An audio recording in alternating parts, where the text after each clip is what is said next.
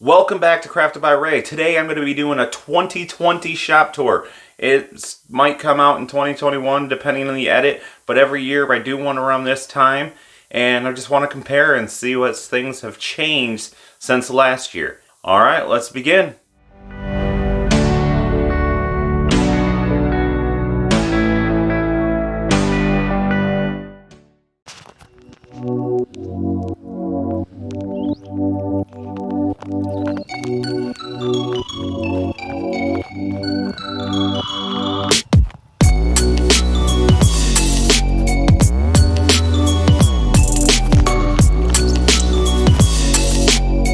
Okay, since last year I've added these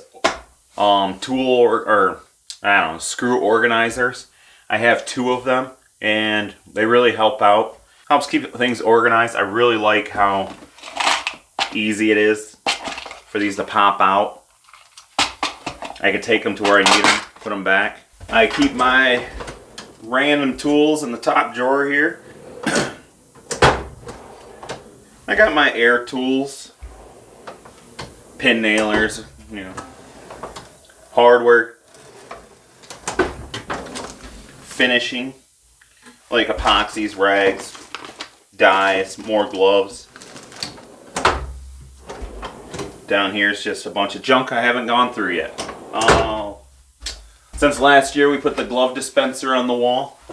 Got a first aid kit. Haven't really had to use it much, but it's just got band-aids in it. I keep sanders for the belt sander and the spindle sander. Let's move on.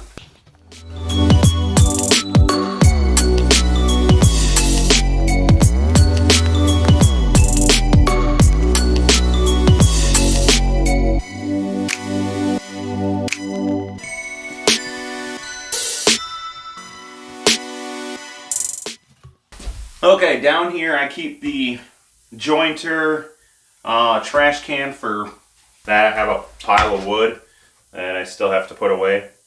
I'm not sure if this was here last year, but this is where I keep my sandpapers, all the different grits. Next I got my squeeze clamps. I have one of my most important things, my radio. Below my radio I keep like the finishes and paints.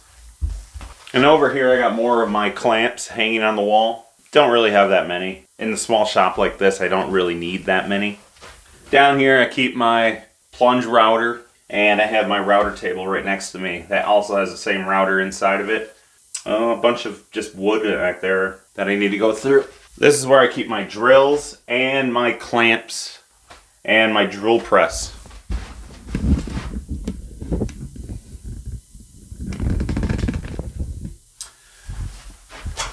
I really like these bar clamps. I used to make a lot of big furniture and they come in handy. Behind me right here, this is my wall heater, and this is how I heat my shop. It gets pretty cold where I'm at, and this is how I stay warm. And then here's the other tool organizer. Basically just keep my Craig screws and some dowels. Pretty much things I use when I'm making pocket hole joinery.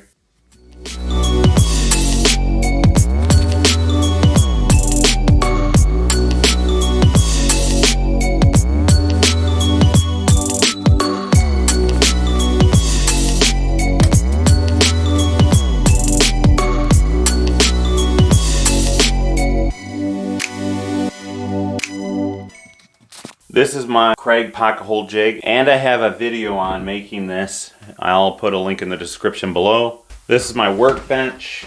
It's basically just made by 2x4s and some boards on top. I have my sander back here in the corner.